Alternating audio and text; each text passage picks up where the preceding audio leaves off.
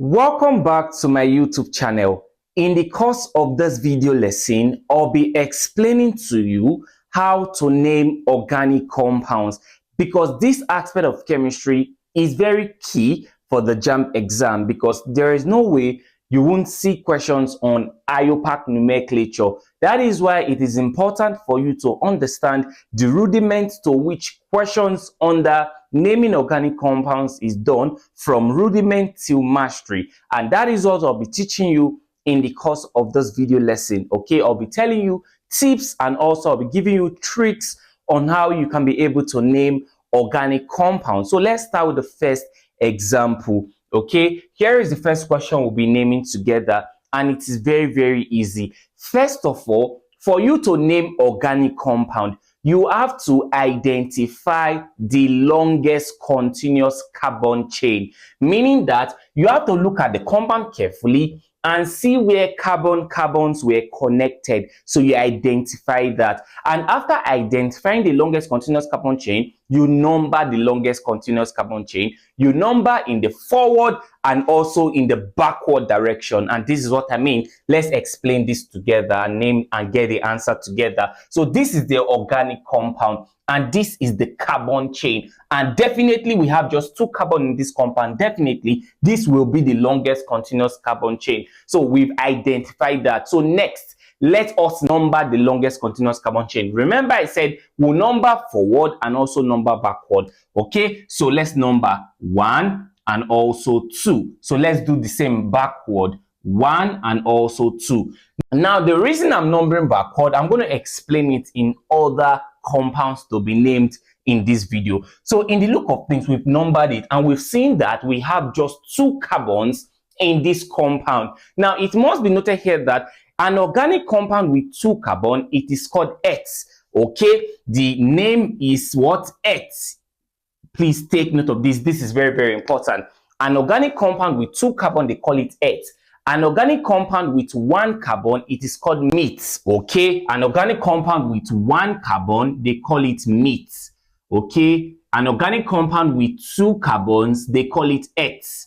Okay, we're going to see multiple examples as we solve in today's class. An organic compound with 3 carbon, they call it prop. Okay, an organic compound with 4 carbon, they call it but. An organic compound with 5 carbon, they call it pent. An organic compound with 6 carbon, it is called eggs. An organic compound with 7 carbon, it is called hept. Okay, hept. An organic compound with 8 carbon, oct. An organic compound with 9 carbon, they call it non, whereby an organic compound with 10 carbons, they call it dec. So all of these written now is very important. So you have to note it and make sure you are with your own pen and also your notebook, so you follow me as I solve each examples. So we've seen that this compound has 2 carbons, so definitely it will start with eth. That's the name. And now, how do we name it? Now, looking at this compound, what is the bond that existed between the 2 carbons? You can see it is single bond. And also, we have to note this. A compound, an organic compound to be precise, with single bonds, they call them alkanes. Okay? An organic compound with single bonds, they are called alkanes. Their name ends with ane. An organic compound with double bond, they call them alkenes. Their name ends with ene. And lastly, organic compounds with triple bonds, they are called alkynes. Their name ends with yne. So this compound, what's the bond that existed between the 2 carbon?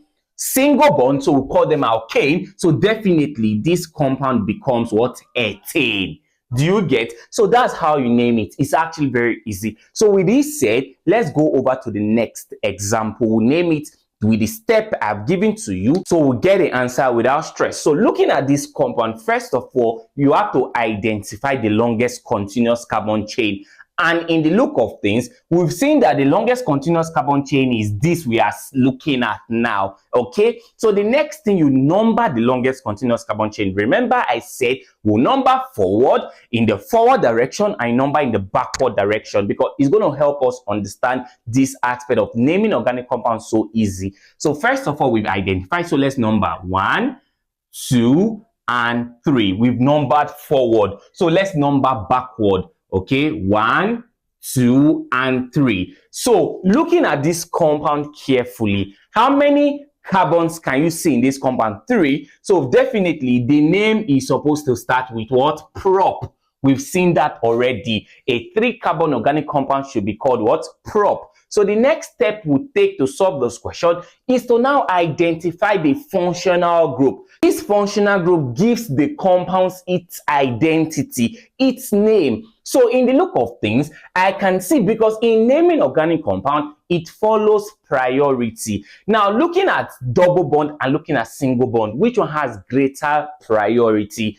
It is double bond. Are you getting me now? Though at the end of this video, I'll give you the list of priority on how you can be able to name organic compound and ascribe name to them, because it's actually very easy. So what I want from you, you have to follow closely to every single step I'll be taking to solve every questions here. So the next step we take, we see that, okay, this compound is actually a double bonded compound, meaning that the name of the compound is supposed to end with what? In, because double bonded compounds, they are called alkene. So definitely the name of this compound should end with what now?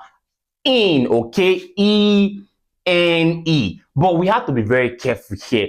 Now looking at this compound, we have to know the position to which the functional group in was located. Now please, whenever you are to name any organic compound, follow the same step, because you get the answer correctly. Now if you check, now the reason, now please note this, it is very, very important.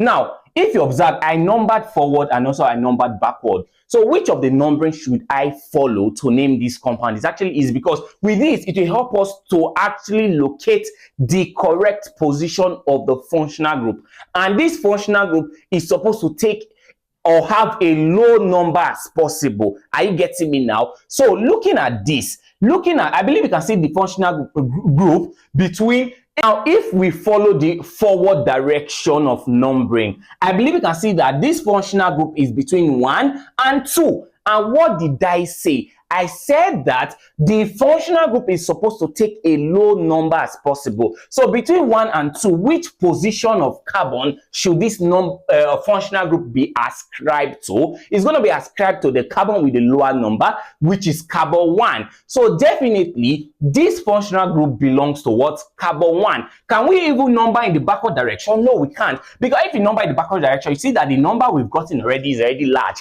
Is between 3 and 2, and normally if you are to take, okay, you go with the smaller number, which is what? Carbon 2, but it doesn't work like that. Since we have the opportunity to ascribe it to carbon 1, then that becomes the name. So we can't use the backward direction to name this compound. I believe you understand what I'm trying to say. It's actually very easy. The functional group is supposed to go with the lowest number as possible. So that is how it works. So specifically, we already know that this compound is propene. But to be specific, if you want to actually ascribe the functional group to this compound, it is supposed to be prop, okay, prop 1 in, okay, prop 1 in. And between letters and number, we use dash to separate them. Between numbers and letter, or letters and number, we use dash to separate it as well. So propene and prop 1 in are actually the same thing. So that's the name of this compound. Is actually very easy. So let's get into the next practice question.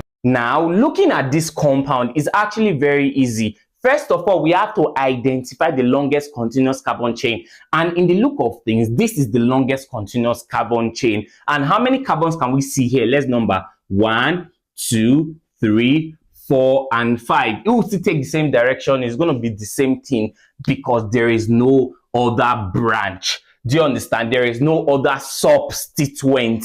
We will see other examples with substituent very soon as we progress. So in the look of things, this compound has 5 carbons. So definitely it's going to start with what? Pent.